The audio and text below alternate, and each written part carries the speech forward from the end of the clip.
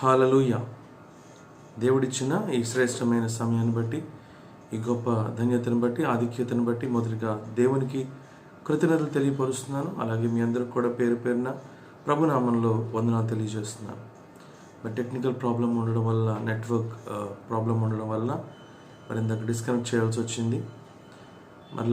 మరి ఈ సమయంలో కనెక్ట్ చేయడానికి ప్రభు సహాయం చేశారు. ఈ సమయంలో దేవుడు మనతో ఏం మాట్లాడనై ఉన్నాడు అది చూడబోయే ముందు చిన్న ప్రార్థన చేసుకుందాం. మహాపరిశుద్ధుడా, సర్వశక్తి కలిగిన దేవా, మీకు స్తోత్రం. మీరు ఇచ్చిన ఈ శ్రేష్టమైన సమయాన్ని బట్టి, ఈ గొప్ప ధన్యతను బట్టి, ఆధిక్యతను బట్టి మిమ్మల్ని స్తుతిస్తున్నాం నాయన. దేవా, ఈ సమయాన్ని మాకు దీవెనకరంగా చేయండి. మిమ్మల్ని మా మధ్యకి ఆహ్వానిస్తున్నాం. మీ దేవదూతలు మా మధ్యకి ఆహ్వానిస్తున్నాం. మమ్మల్ని దర్శించండి. మా హృదయ అవసరత ఏంటో మీకు తెలుసు, మా హృదయ పరిస్థితి ఏంటో మీకు తెలుసు. దేవా, మీరు మాతో మా హృదయాన్ని తెరిచి మాట్లాడకపోతే మాకు నాయన మీ వాక్యం అర్థం కాదు. కాబట్టి ప్రభువా, మాకు వాక్యం యొక్క గ్రహింపు కలుగులాగున, మేము వాక్యానికి లోబడిలాగున, మేము మీకు మరింత చేరువలాగున మీరు మాతో మాట్లాడమని, దయచేసి వాక్యాన్ని తెరవమని, ప్రతి ఆటంకాలని, అవరోధాలని యేసునామములో తొలగించమని ఈ సమయాన్ని మీ చేతులకు అప్పగిస్తూ మిమ్మల్ని స్తుతిస్తూ యేసునామములో అడుగుచున్నాం తండ్రి, ఆమేన్. మరొకసారి ప్రభునామంలో మీ అందరికీ వందనాలు తెలియజేస్తున్నానండి. 118 కీర్తనలు మనం దేవుని కృపను బట్టి కంప్లీట్ చేయగలిగాం.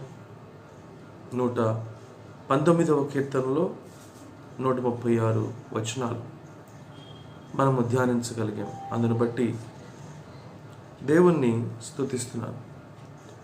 మరి సమయంలో 137 అక్కడి నుంచి మనం 144 వచనాలు చూద్దాం. దయచేసి ప్రతి ఒక్కరు కూడా మీ బైబిల్స్ని ఓపెన్ చేయవలసిందిగా మీ అందరికి మనవి చేస్తున్నాను.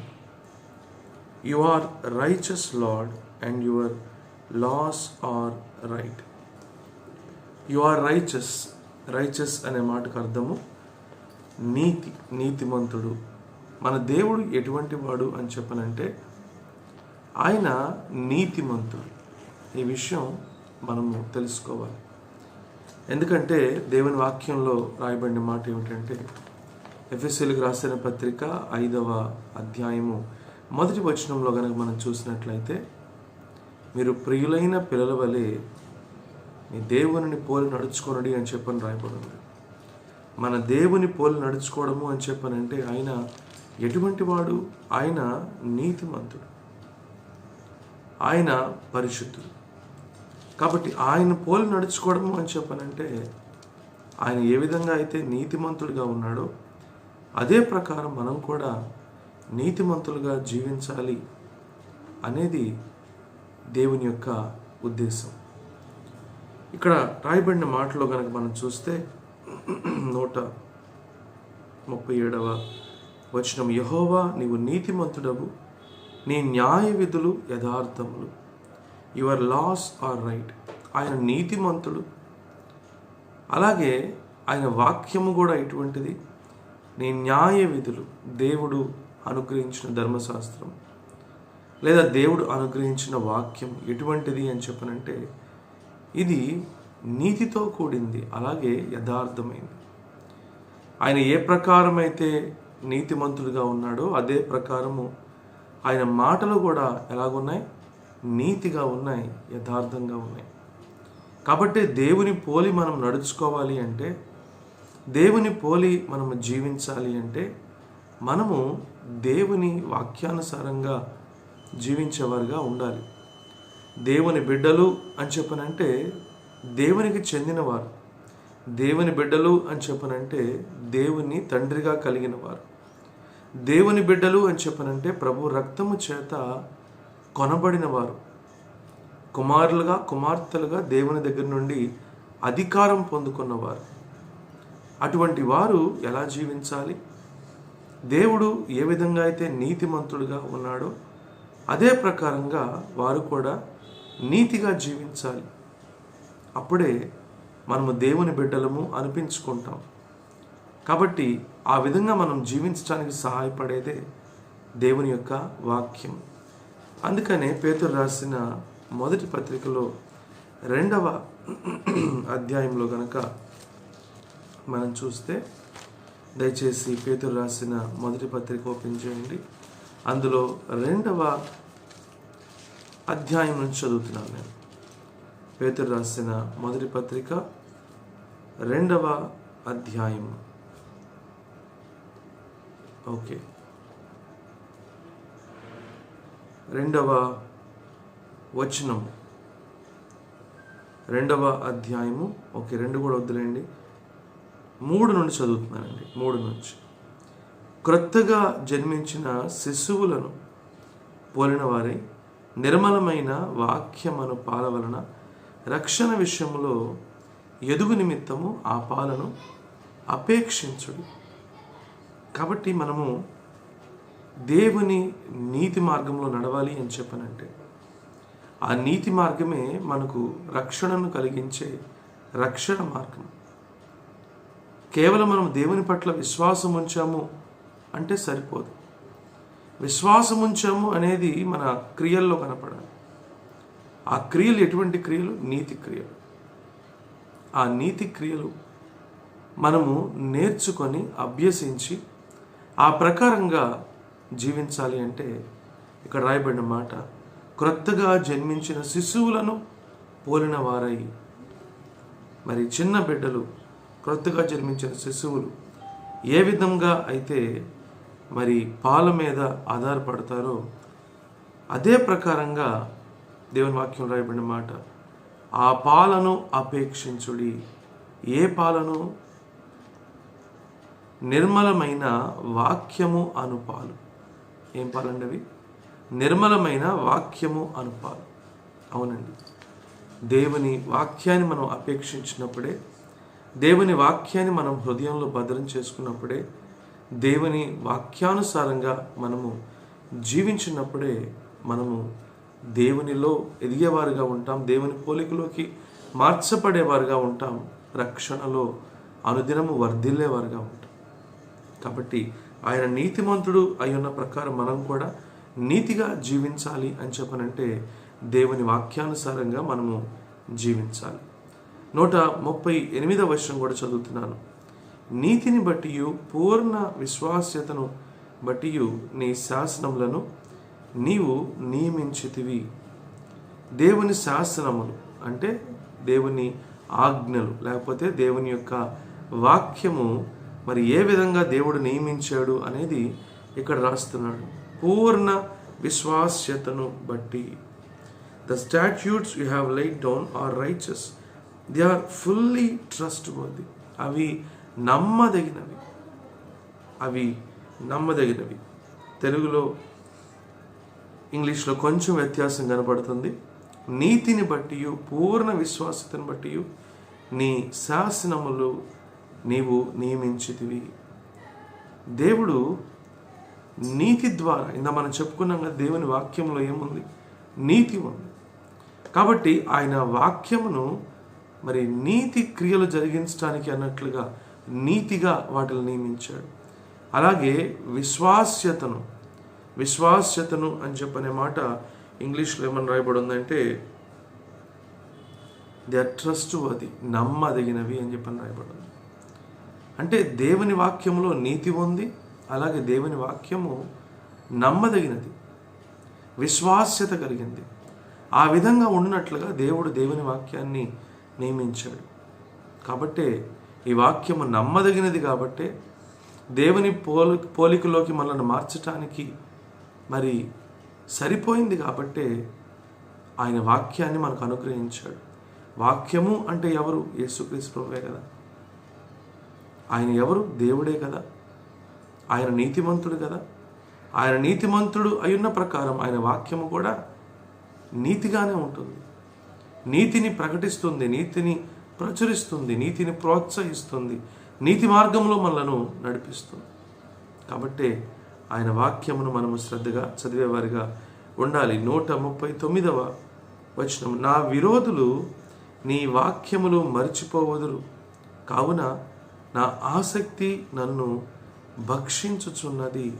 నా విరోధులు నీ వాక్యములు మరిచిపోవుదురు. ఇదే మాట ఇంగ్లీష్లో కూడా చదువుతాను. My zeal wears me out, for my enemies ignore your words. శత్రువులు అంటే అపవాది సంబంధులు. దేవుని బిడ్డలకి శత్రువులు ఎవరూ ఉండరు. కానీ దేవుని ఎరగని వారు, లేకపోతే దేవుని ప్రేమ తెలియని వారు శత్రువులుగా చూస్తూ ఉంటారు దేవుని బిడ్డల్ని. నీతిని ప్రేమించేవారు ఎవరూ కూడా దేవుని బిడ్డల్ని శత్రువులుగా చూడలేరు. ఎందుకంటే దేవుని బిడ్డలు ఎప్పుడు కూడా మేలు చేసేవాళ్లే, కానీ అది వ్యక్తులకైనా సమాజానికైనా సంఘానికైనా మేలు చేసేవాళ్లే, కానీ వారు కీడు చేసేవాళ్ళు ఎంత మాత్రము కాదు. మరి అటువంటప్పుడు దేవుని బిడ్డల్ని ఎందుకు ద్వేషించాలండి? ద్వేషించాల్సిన అవసరం ఏముంది? దేవుని బిడ్డలమైన మనకు ఎవరి పట్ల శత్రుత్వం ఉండకూడదు.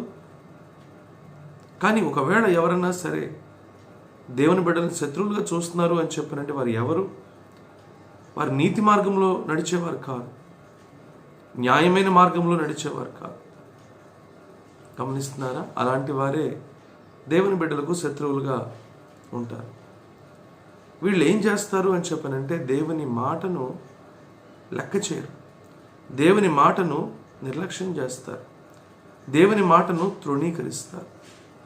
దేవుని వాక్యం తెలియపరుస్తున్న మాట, నా విరోధులు నీ వాక్యములు మర్చిపోవడం అంటే తృణీకరించడం అనే అర్థం, నిర్లక్ష్యం చేయడం అని చెప్పిన అర్థం. కాబట్టి నా ఆసక్తి నన్ను భక్షించుచున్నది. దేవుని కొరకైన ఆసక్తి, దేవుని వాక్యము కొరకైన ఆసక్తి, దేవుని చిత్తము కొరకైన ఆసక్తి, దేవుని ప్రణాళిక కొరకైన ఆసక్తి ఈ కీర్తనకారుని ఏం చేస్తుందంట?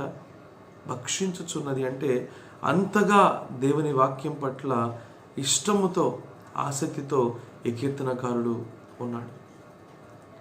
శత్రువులు ఎలాగన్నా ఉండనివ్వండి, కానీ దేవుని బిడ్డలమైన మనం మాత్రం ఎలాగుండాలి? దేవుని వాక్యం పట్ల ఆసక్తి కలిగి ఆయన మార్గములో, ఆయన చిత్తంలో నడవటానికి ఎప్పుడూ కూడా మనము ఇష్టాన్ని చూపించేవారిగా ఉండాలి, ఆసక్తి చూపించేవారిగా ఉండాలి.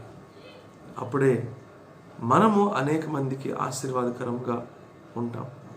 యేసుక్రీస్తు ప్రభు కూడా దేవుని గురించిన ఆసక్తి, ఆయనను భక్షించుచున్నది, దేవుని మందిరమును గురించిన ఆసక్తి ఆయనను భక్షించుచున్నది అనే మాటల్ని మనం చూస్తాం. ఎప్పుడు యెరూషలేము దేవాలయంకి వెళ్ళినప్పుడు అక్కడ మరి డబ్బులు మార్చేవారు, రకరకాల మరి పక్షుల్ని అమ్ముతున్నవారు, పశువుల్ని అమ్ముతున్నవారు దేవుని దేవాలయాన్ని మరి పాడు చేస్తున్నప్పుడు అది చూసి యేసుక్రీస్తు ప్రభు ఎంతగానో చలించిపోయాడు.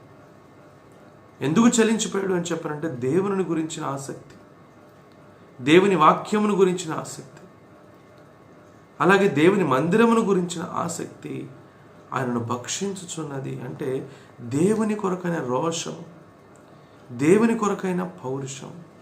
అది దేవుని వాక్యంలో మనం చూస్తే ఆ విధంగా దేవుని కొరకు రోషము కలిగిన వాడు దావీదు. దేవుని కొరకు రోషం కలిగిన వాడు. అటువంటి వారు చాలా అరుదుగా ఉంటారు. మన కొరకైతే మనకు రోషం వస్తుంది, కానీ దేవుని కొరకైన రోషము మనలో ఉంటుందా? దేవుని వాక్యము కొరకైన రోషం మనలో ఉంటుందా? దేవుని చిత్తము చేయడానికి రోషం మనలో ఉంటుందా? అటువంటి వారే దేవుని ఘనపరుస్తారు, దేవుని మహిమపరుస్తారు, దేవుని చిత్తాన్ని జరిగిస్తారు, అనేక మందికి ఆశీర్వాదకరంగా ఉంటారు. ఆ తర్వాత వచనం కనుక మనం చూసినట్లయితే 140, నీ మాట మిక్కిలి స్వచ్ఛమైనది, అది నీ సేవకునికి ప్రియమైనది. దేవుని వాక్యంలో ఏముందండి? స్వచ్ఛత అంటే నిర్మలమైనది. మనం చదువుకున్నాం 1వ పేతురు మరి 2వ అధ్యాయంలో నిర్మలమైన పాల వంటి వాక్యమని. కాబట్టి ఈ వాక్యం ఎటువంటిది? స్వచ్ఛమైనది అంటే నిర్మలమైనది. ఇందులో ఎటువంటి లోపము కానీ, మరి ఎటువంటి సవరణలు కానీ, ఇందులో ఎటువంటి మరి అపవిత్రమైంది కానీ ఏదీ లేదు. దేవుని వాక్యము స్వచ్ఛమైంది, ఇది పరిశుద్ధమైంది. గమనిస్తున్నారా? అందుకనే 139వ కీర్తనలో దీని గురించి ఈ విధంగా రాయబడింది. ఒకసారి చూద్దాం. 19వ కీర్తన ఒకసారి చూద్దాం. 19వ కీర్తనలో కనుక మనం చూస్తే ఇక్కడ చూడండి, దేవుని వాక్యాన్ని గురించిన మాటలు 7వ వచనం నుంచి కనుక చూస్తే, యెహోవా నియమించిన ధర్మశాస్త్రము యథార్థమైనది, అది ప్రాణమును తెప్పరిల్ల చేయను. యెహోవా శాసనము నమ్మదగినది, అది బుద్ధిహీనులకు జ్ఞానం పుట్టించును. యెహోవా ఉపదేశములు నిర్దోషమైనవి, అవి హృదయమును సంతోషపరచును. యెహోవా ఏర్పరిచిన ధర్మము నిర్మలమైనది, అది కన్నులకు వెలిగించును. చూసారా? అందుకే అవి బంగారు కంటెను, విస్తారమైన మేలిమి బంగారు కంటెను కోరదగినవి, తేనె కంటెను జుంటి తేనె దారుల కంటెను మధురమైనవి. ఎంత అద్భుతమైన మాటలు! దేవుని వాక్యం ఎటువంటిదంట? నిర్మలమైనదంట. స్వచ్ఛమైనది అంటే అర్థం అదే, నిర్మలమైనది. మరి ఏం చేస్తుంది నిర్మలమైన దేవుని వాక్యము అని చెప్పనంటే? కన్నులకు వెలుగిస్తుందంట. కన్నులకు వెలుగిస్తుందంటే మనము ఏదైతే బాహ్య సంబంధమైన నేత్రాలతోటి చూడలేమో అది దేవుడు అనుగ్రహించే ఆత్మీయ నేత్రాలతోటి మనము చూడగలము. ఆ చూపును ప్రసాదించేదే దేవుని యొక్క వాక్యం. ఎందుకంటే ఇందులో స్వచ్ఛత ఉంది, ఇందులో నిర్మలత ఉంది. కాబట్టే వాస్తవాన్ని తెలియపరుస్తుంది. గమనిస్తున్నారా? మత్తయి సువార్త 13వ అధ్యాయంలో కనుక మనం చూస్తే, వారు కనులుండి చూడరు, చెవులుండి వినరు, హృదయముతో గ్రహించరు అని చెప్పి రాయబడి ఉంది. ఎందుకు ఆ మాట రాయబడి ఉంది? దేవుని వాక్యము మరి వెలువడతా ఉంటే అనేక మంది వాళ్ళ కళ్ళును మూసుకుంటున్న వాళ్ళుగా ఉన్నారు. ఎందుకని? ఇది నిర్మలమైంది కనుక మన కన్నులకు వెలుగిస్తుంది. ఆ వెలుగులో మన జీవితం ఎలాగుందో, మన ఆలోచనలు ఎలాగున్నాయో, మన ప్రవర్తన ఎలాగుందో, మన నడవడిక ఎలాగుందో, ఇవన్నీ కూడా తేటతెల్లబోతాయండి. అందుకనే దేవుని వాక్యము మరి సత్యమైనది, నిర్మలమైనది, యథార్థమైనది. దానివలన మనకు దృష్టి కలుగుతుంది. ఆ దృష్టి వలన మనకు మేలు కలుగుతుంది. మనిషి ఎప్పుడైతే ఈ వాక్యాన్ని చదువుతాడో, కన్నులకు వెలుగు ఎప్పుడైతే వస్తుందో, పశ్చాత్తాపడతాడు, మారు మనసు పొందుతాడు, చెడు మార్గాన్ని విడిచిపెట్టి మేలైన మార్గం నడుస్తాడు, కీడైన మార్గమును విడిచిపెట్టి ఆశీర్వాదకరమైన మార్గం నడుస్తాడు. మరి ప్రియ సహోదరుడా, ప్రియ సహోదరి, దేవుని వాక్యాన్ని చదువుతున్నావా? దేవుని వాక్యాన్ని ధ్యానిస్తున్నావా? దేవుని వాక్యాన్ని ధ్యానిస్తున్నట్లయితే దేవుడు నీ స్థితి ఏంటో నీకు చూపిస్తున్నాడా? వాస్తవమైన నీ పరిస్థితి ఏంటో నీకు తెలియపరుస్తున్నాడా? ఇదే వాక్యంలో కనుక మనం చూస్తే చూడండి, దేవుని వాక్యము నిర్దోషమైనది, అది హృదయమును సంతోషపరచు. స్వచ్ఛమైనది అనే దానికి ఇదొకటి మరొక అర్థం. ఇది నిర్దోషమైనది, స్వచ్ఛమైనది అనే దానికి మరి దీన్ని పర్యాయ పదంగా మనం వాడచ్చు. నిర్దోషమైంది. ఆ నిర్దోషమైన దేవుని వాక్యం వలన మనకు సంతోషం కలుగుతుంది. ఎప్పుడు? ఆ వాక్యాన్ని మనము ఆస్వాదించినప్పుడు, ఆ వాక్యాన్ని మన హృదయంలోకి ఆహ్వానించినప్పుడు, వాక్య ప్రకారం మన జీవితాన్ని సరిచేసుకున్నప్పుడు, వాక్య ప్రకారం మన జీవితమును మరి అనుకూలపరుచుకున్నప్పుడు, వాక్యాన్ని అనుసరించి మనం జీవించినప్పుడు మన హృదయంలో గొప్ప నెమ్మది, సంతోషం కలుగుతుంది. చూసారండి ఎంత ఆశీర్వాదకరమైందో దేవుని వాక్యం. అటువంటి వాక్యాన్ని మనం నిర్లక్ష్యం చేయటం అది ఎంత నష్టాన్ని తీసుకొస్తుంది, ఎంత మరి శోధన తీసుకొస్తుంది, ఎంత కష్టాన్ని తీసుకొస్తుంది ఆలోచించండి. కాబట్టి దేవుని వాక్యాన్ని మనం శ్రద్ధగా చదివేవారిగా ఉండాలి. 140 చదువుకున్నాము. అది నీ సేవకునికి ప్రియమైంది, అది స్వచ్ఛమైన వాక్యం గనక మరి కీర్తనకారుడు అంటున్నాడు కదా, అది నాకు ప్రియమైంది అంటున్నాడు. మనం కూడా దేవుని వాక్యాన్ని ప్రియమైందిగా ఎంచుకున్నప్పుడు వాక్యాన్ని ప్రేమిస్తాం, వాక్య ప్రకారంగా జీవించినట్లుగా ప్రార్థన చేస్తాం, ప్రార్థన ద్వారా శక్తిని పొందుకొని వాక్య ప్రకారంగా జీవిస్తాం. అలాగే ఆ తర్వాత వచనంలో కనుక చూస్తే 141వ వచనము, నేను అల్పుడను, నిరాకరింపబడిన వాడను, అయినను నీ ఉపదేశములను నేను మరువను. హల్లెలూయా. నేను అల్పుడను అని చెప్పి అంటున్నాడు. అంత మాత్రమే కాదు, నిరాకరింపబడిన వాడును అంటే తృణీకరించబడ్డాడు. ఎంత మనం అల్పులమైనప్పటికి కూడా, మనం ఎంత నిరాకరించబడిన వారమైనప్పటికి కూడా దేవుని వాక్యాన్ని హత్తుకొని దేవుని వాక్య ప్రకారము జీవించే ప్రయత్నం గనక మనం చేసినట్లయితే తప్పనిసరిగా ఆ వాక్యం మనల్ని ఆశీర్వాదంలోకి నడిపిస్తుంది. ఆ వాక్యం మనల్ని బలపరుస్తుంది. ఆ వాక్యం మనల్ని ఉన్నతమైన మెట్లోకి మనల్ని తీసుకువెళ్తుంది. గమనించండి, యోసేపుని మరి తన అన్నలు తృణీకరించారు. కానీ యోసేపు ఎలా ఉన్నాడు? దేవుని మార్గాన్ని విడిచిపెట్టలేదు. దేవుని వాక్యాన్ని హత్తుకొన్నాడు. దేవుని హత్తుకొన్నాడు. కాబట్టే తగిన సమయంలో దేవుడు యోసేపుని హెచ్చించాడు.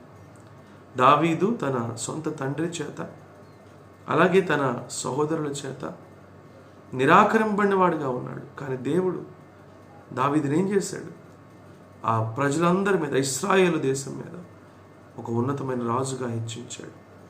కాబట్టి ప్రియ సహోదరి, ఈరోజు మనం కూడా దేవుని వాక్యాన్ని ప్రేమించే వారంగా ఉన్నట్లయితే, మనం ఎటువంటి పరిస్థితుల్లో ఉన్నప్పటికీ కూడా దేవుని వాక్యాన్ని హత్తుకొని నమ్మకముగా ఆ వాక్య ప్రకారం జీవించే వారముగా ఉన్నట్లయితే, మనం ఎంత అల్పులమైన, ఎంత తృణీకరించబడిన వారమైనప్పటికీ కూడా దేవుని వాక్యము తగిన సమయంలో మనల్ని హెచ్చిస్తుంది.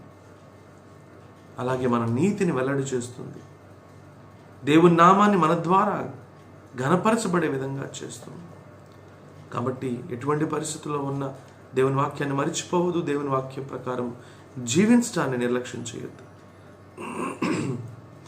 ఆ తర్వాత వచనంలో కనుక మనం చూస్తే 142వ వచనం, నీ నీతి శాశ్వతమైనది, నీ ధర్మశాస్త్రము కేవలము సత్యము. దేవుని నీతి శాశ్వతమైనది. ఎందు గురించి? దేవుడు ఏ విధముగా అయితే నిత్యం నిలిచి ఉండేవాడుగా ఉంటాడో, ఆయన ఉన్నంత వరకు కూడా ఆయన నీతి అలాగే ఉంటుంది. ఆయన నీతి ఏమాత్రము కూడా కదిలించబడదు. కాబట్టి ఇక్కడ రాయబడిన మాట, నీ నీతి శాశ్వతమైనది. దేవుని నీతి ఎల్లప్పుడూ నిలిచి ఉండేది. ఆ కింద రాసిన మాట, నీ ధర్మశాస్త్రం కేవలము సత్యము. దేవుని నీతి ఎందులో ఉంది? దేవుని వాక్యంలో ఉంది. కాబట్టి నీ ధర్మశాస్త్రము కేవలము సత్యం. దేవుని వాక్యములో నీతి ఉంది, దేవుని వాక్యములో సత్యం ఉంది. ఈ సత్యమే మనిషిని చెడుతనముని విసర్జించే విధంగా చేస్తుంది. అపవాది బంధకాల నుంచి విడుదల పొందే విధంగా చేస్తుంది. దేవుని నీతిని అనుసరించి నడుచుకునే విధంగా చేస్తుంది. మనం బ్రతుకునంత కాలము కూడా నీతి నుండి, దేవుని నీతి నుండి తప్పిపోకుండా మనకు సహాయం చేస్తుంది. అందుకే ఈ వాక్యాన్ని మనము అనుదినము చదవాలి, అనుదినము ధ్యానించాలి, అనుదినము దేవుని వాక్య ప్రకారము మనము జీవించే ప్రయత్నము చేయాలి. ఆ తర్వాత వచనాన్ని కనుక చూస్తే 143వ వచనము, శ్రమయు వేదనయు నన్ను పట్టి ఉన్నవి, అయినను నీ ఆజ్ఞలు నాకు సంతోషము కలుగజేయుచున్నవి. ఈ మాట నిజంగా ఎంతమంది మనలో మాట్లాడగలమండి? ఈరోజు మనకు శ్రమ వస్తే శ్రమ పడుతూ ఉంటాం, దుఃఖం వస్తే దుఃఖపడుతూ ఉంటాం, బాధ వస్తే బాధపడుతూ ఉంటాం. ఇవన్నీ అందరి జీవితాల్లో జరిగేవే. కానీ ఇక్కడ ఈ కీర్తనకారుడు అందుకు భిన్నంగా ఒక మాట మాట్లాడుతున్నాడు. శ్రమయు వేదనయు నన్ను పట్టి ఉన్నవి, అయినప్పటికి కూడా నీ ఆజ్ఞలు నాకు సంతోషం కలుగు చేయుచున్నాయి. దేవుని వాక్యము ఎందుకు సంతోషం కలుగు చేస్తుందంటే, దేవుని వాక్యంలో నిరీక్షణ కలిగించే మాటలు ఉన్నాయి. దేవుని వాక్యమును చదివినప్పుడు మనకు విశ్వాసం కలుగుతుంది. దేవుని వాక్యం చదివినప్పుడు దేవుడు మనకు ఎంత సమీపంగా ఉన్నాడో మనకు అర్థమవుతుంది. దేవుని వాక్యం చదివినప్పుడు దేవుని మనస్సు మనకు అర్థమవుతుంది. దేవుని వాక్యం చదివినప్పుడు దేవుని దగ్గర నుండి మనకు సహాయం తప్పనిసరిగా లభిస్తుంది అన్న విషయం మనకు అర్థమవుతుంది. కాబట్టే శ్రమ వేదన కలిగినప్పటికి కూడా దేవుని వాక్యం మనల్ని ఏం చేస్తుంది? సంతోషపరుస్తుంది. ఈరోజు అనేకులు ఈ అనుభవంలో లేరండి. అందరి జీవితంలోకి శ్రమ వస్తుంది, కానీ how we are going to handle that situation, ఆ పరిస్థితిని మనం ఎలా ఎదుర్కొంటాం? శ్రమ వచ్చినప్పుడు, వేదన వచ్చినప్పుడు ఎలా ఎదుర్కొంటాం? దేవుని వాక్యం ద్వారా ఎదుర్కోవాలి, ప్రార్థన ద్వారా ఎదుర్కోవాలి. ప్రార్థన ద్వారా ఎదుర్కోవాలి అంటే దేవుని వాక్యం తెలియాలి, దేవుని వాక్యంలో ఏం రాయబడి ఉందో తెలియాలి. కాబట్టి దేవుని వాక్యమును మన శ్రమ కాలంలో, వేదన కాలంలో మరింత ఎక్కువగా చదువుతూ ఆ వాక్య ప్రకారం మనం ప్రార్థన చేస్తే తప్పనిసరిగా దేవుడు మనకు నిరీక్షణ ఇస్తాడు, మనకు ధైర్యంనిస్తాడు, నిబ్బరంనిస్తాడు, నెమ్మదినిస్తాడు. అంత మాత్రమే కాదు, ఆ పరిస్థితి నుంచి మనం విడుదల పొందుకున్నట్లుగా మనకు సహాయం కూడా చేస్తాడు. అందుకే దేవుని వాక్యమును మనము అన్ని పరిస్థితుల్లో, అన్ని సందర్భాల్లో కూడా మనం ఎప్పుడూ మర్చిపోకూడదు. ఆ తర్వాత వచనాన్ని కనుక చూస్తే, చివరి వచనము 144వ వచనము, నీ శాసనములు శాశ్వతమైన నీతి గలవి, నీ శాసనములు శాశ్వతమైన నీతి గలవి, నేను బ్రతుకున్నట్లు నాకు తెలివి దయచేయు. అవునండి, ఇందా మనం చదువుకున్నాం ఇదే మాట, నీ నీతి శాశ్వతమైంది అని 142వ వచనంలో చూసాం. 144లో కూడా నీ శాసనములు శాశ్వతమైన నీతి గలవి. శాసనములు అంటే దేవుని వాక్యం. దేవుని వాక్యములో శాశ్వతమైన నీతి ఉంది. శాశ్వతమైన నీతి అంటే ఆ నీతి ఎన్నటికీ కూడా తప్పిపోదు. కాబట్టి దేవుని వాక్యాన్ని మనం చదివినప్పుడు ఆ నీతి మనకు అర్థమవుతుంది. దేవుని వాక్య ప్రకారం జీవించినప్పుడు దేవుని నీతి మార్గంలో మనం నడవటానికి సహాయపడుతుంది. అందుకని నీ శాసనములు శాశ్వతమైన నీతి గలవు. అటువంటి నీతి కలిగి మనము జీవించినప్పుడు అదే మనకు జీవించడానికి జ్ఞానమును కలుగు చేస్తుంది, అలాగే మనం బ్రతకడానికి సహాయం చేస్తుంది. అవునండి, దేవుని వాక్య ప్రకారం మనం జీవించినప్పుడు ఆ వాక్యం మనకి జ్ఞానమును కలుగు చేస్తుంది, మేలైంది చేయడానికి మన జ్ఞానం దయచేస్తుంది, మనం బ్రతుకున్నట్లుగా మన జ్ఞానం దయచేస్తుంది, మనకు నిరీక్షణ కలుగునట్లుగా మన జ్ఞానం దయచేస్తుంది. అందుకని ఇక్కడ కీర్తనకారుడు అంటున్నాడు, నేను బ్రతుకున్నట్లు నాకు తెలివి దయచేయము. ఎక్కడి నుంచి వస్తుంది తెలివి? దేవుడే ఇవ్వాలి తెలివి. ఆ తెలివి ఎక్కడి నుంచి వస్తుంది? వాక్యంలో నుండి వస్తుంది. కాబట్టి ఎవరైతే వాక్యాన్ని చదువుతారో, వాక్య ప్రకారంగా జీవిస్తారో, అటువంటి వారు దైవ జ్ఞానాన్ని పొందుకుంటారు. వారు మేలైన, ఆశీర్వాదకరమైన, శ్రేష్టమైన జీవితాన్ని జీవించేవారుగా ఉంటారు. ప్రియ సహోదరి, ఈరోజు మనం ఎలాగున్నాం? దేవుని వాక్యాన్ని ఆ రీతిగా ధ్యానిస్తున్నామా? దేవుని వాక్యాన్ని ఆ రీతిగా చదువుతున్నామా? దేవుని దగ్గర నుండి జ్ఞానం సంపాదించుకునేవారుగా ఉంటున్నామా? నిర్మలమైన వాక్యము ద్వారా వెలుగును పొందుకొని సత్యమును చూడగలుగుతున్నామా? సత్య మార్గంలో జీవించగలుగుతున్నామా? మనం ప్రశ్నించుకోవాలి, ప్రార్థన చేయాలి. ప్రార్థన చేద్దామా? మహాపరిశుద్ధుడా, సర్వశక్తి కలిగిన దేవా, మీకు స్తోత్రం. విత్తబడిన వాక్యం మా అందరి హృదయాల్లో పనిచేయనట్లు, ఫలించినట్లు సహాయం చేయండి. మీ నీతి మార్గంలో మేము నడుచున్నట్లు మీ వాక్యాన్ని మాకు బోధించండి. వాక్య ప్రకారం మేము బ్రతుకున్నట్లు మాకు సహాయం చేయండి. ఎంతో సూటిగా, స్పష్టంగా మాతో మాట్లాడినందుకు మీకే కృతజ్ఞతాస్తుతులు చెల్లిస్తూ యేసు నామములో అడిగి వేడుకొని ప్రార్థిస్తున్నాం తండ్రి, ఆమేన్. మన తండ్రి అయిన దేవుని యొక్క ప్రేమ, కుమారుడైన యేసుక్రీస్తు యొక్క కృప, పరిశుద్ధాత్మని యొక్క అన్యోన్య సహవాసం ఇప్పుడు ఎల్లప్పుడు సదాకాలం మనకు తోడయుండి మనల్ని సంరక్షించును గాక. ఆమేన్. అందరికీ వందనాలండి. క్షమించండి, కొంత టెక్నికల్ ప్రాబ్లం ఉంది, దాంతో మీకు నెట్వర్క్లో కూడా కొంత ప్రాబ్లం వచ్చే అవకాశం ఉంది. ప్రార్థన చేయండి, అలాగే దేవుని వాక్యము మరి ధ్యానించండి. అనేక మందికి దేవుని వాక్యాన్ని షేర్ చేయండి. తద్వారా అనేక మంది మేలు పొందుకున్నట్లు మీరు కూడా పాలుపాకుస్తులు కండి. మరలా రేపు రాత్రి 8 గంటలకు కలుసుకుందాం. దయచేసి ఆటంకాలు లేకుండా ఉన్నట్లుగా మరి మీరు కూడా మీ ప్రార్థనలో జ్ఞాపకం చేసుకోవాల్సిందిగా మనం చేస్తున్నాం. God bless you.